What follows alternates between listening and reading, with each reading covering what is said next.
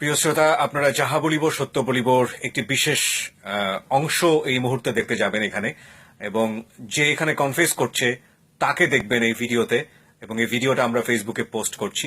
খুবই চুম্বক একটা অংশ। পুরো গল্পটা আপনারা শুনতে পাবেন আমাদের অনুষ্ঠানে, যেটা এই মুহূর্তে চলছে এবিসি রেডিওতে। আশা করছি ওখানে আপনারা কান পেতে আছেন। হ্যাঁ, বলুন আপনি তারপরে মেয়েটাকে যেখানে রাখছি ওখানে টাকাটা নিছি, নেওয়ার পর আমরা গেছি ফেন্সিডিল খাইতে।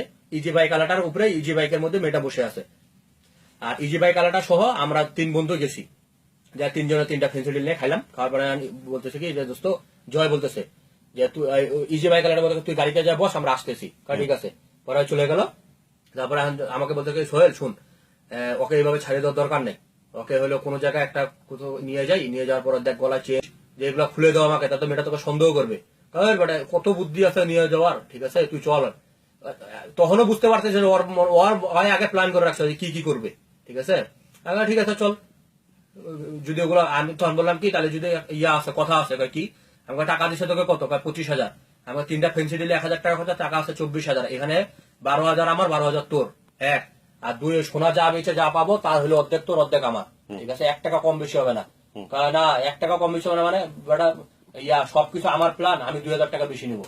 হ্যাঁ ঠিক আছে, যা 2,000 টাকা বেশি নিস, আর বাকি সমান সমান ভাগ হবে। ঠিক আছে।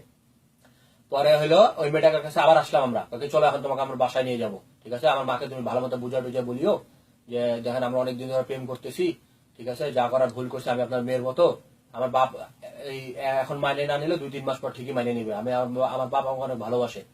ঠিক আছে, বাসায় নিয়ে গেলাম, বাসায় নিয়ে যাবো এটা বলে মেয়েটাকে নিয়ে আসতেছি। পরে হলো ভুট্টা বাগান আছে, তখন হলো ভুট্টা সিজন। আর রাস্তা থেকে ভুট্টা বাগানের দিকে দেখলে খালি ভুট্টা গাছই দেখা যায়, ভিতরে যদি লোক দাঁড়ায় এটা বোঝা যায় না। জয় বলতেছে কি যে ওকে ভুট্টা বাগানের ভিতর দিয়ে নিয়ে যাই চল। ভুট্টা বাগানের ভিতর দিয়ে কোথায় যাবো, এদিকে একবার কোকোডাঙ্গা যা উঠবো। ঠিক আছে, কোকোডাঙ্গা উঠবো, এটা তো পরের কথা, উঠি আগে। ঠিক আছে, মেয়েটাকে বলতে ভুট্টা বাগান দিয়ে গেলে তাড়াতাড়ি হবে, আর এই দিকে যদি রাস্তা দিয়ে ঘুরতে যাও তাহলে অনেক দেরি হবে। ঠিক আছে, প্রায় আধা ঘন্টা লাগবে, আর এই ভুট্টা বাগান শর্টকাট 5 মিনিটে হয়ে যাবে। আর মেয়েটা তো সরল মন একবারে, মেয়েটা ওকে ভালোবাসে, ওর উপরে ডিপেন্ড করে আসছে এখানে। ঠিক আছে, পরে হইলে মেয়েটা যাচ্ছি, যাইতে জয় বলতেছে কি যে সোহেল তুই রেডি হ। আমি কিসের জন্য রেডি হবো, এখন যা হবে এটার জন্য রেডি হ। আমি কি হবে, কাউকে মাইনে ফেলাবো। ঠিক আছে, আমাকে মাইনে ফেলাবো মানে কি হবে, কি আছে যে কি দিয়ে মারে, ওর যে 3 পিসের উন্নাটা আছে, উন্নাটা দিয়ে ওকে মাইনে ফেলাবো। আমাকে আবার ভাব, ঠিক আছে, যে মাইনে ফেলাবি এটা আবার ভাব একবার। তা না, মেয়েটা পিছনে আস্তে আস্তে ফিস করে আমাকে বলতেছে কথাগুলা। ঠিক আছে, আমার যা ভাবার আমি অনেক আগে, যখন আসছে গাড়িতে উঠছে তখন থেকে আমার ভেবে রাখছি যে ওর সাথে আমি কি করবো। ঠিক আছে, হ্যাঁ ঠিক আছে আমিও রাজি, টাকা তো আমিও পাবো অর্ধেক অর্ধেক।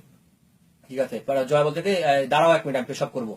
এখন জয় যেদিকে দাঁড়ায় পেশাব করতে দাঁড়াইছে, মেয়েটা অপর দিকে মুখ করে দাঁড়াইছে। ঠিক আছে, অপর দিকে মুখ করে দাঁড়াইছে। আর জয় কি করলো, সোহেল রেডি। মেয়েটার সামনে জোরে বলতে, মেয়েটা বলতে কিসের জন্য রেডি, অন্য একটা কাজ আছে। আমি বললাম কি হ্যাঁ রেডি নে। মেয়েটা উন্নাটা যেভাবে পেঁচা দিছে, মানে 1 প্যাচ করে উন্নাটা দিছে, 2 জন 2 পাশ থেকে টানা শুরু করে দিলাম একবারে ভুট্টা খেতের মধ্যে। ঠিক আছে, মেয়েটা মানে খুব ছটফট করতেছে। জয় থেকে তোর যদি আমাকে বলতে তোর যদি জীবন বাঁচে তাও উন্নাটা ছাড়বি না। ঠিক আছে, আমি শুধু উন্নাটা সাপোজ ধরে রাখছি, আর জয় টানতেই আছে। মানে এবার 3-4 মিনিট পার হওয়ার পরে মেয়েটা মানে আস্ত করে গেল একবারে। পরে যাওয়ার পর কি দাঁড়া, আর হাতটা দেখি আগে রক্তটা ইয়া হয় নাকি, রক্ত চলাচল করে নাকি। হাতটা না মরে গেছে। ঠিক আছে, মরে গেছে। শালার কি রে, একটা জলজন্ত মেয়েকে মাইরে ফেলালে একবারে, কি হয়ে গেলাম তাহলে একবারে।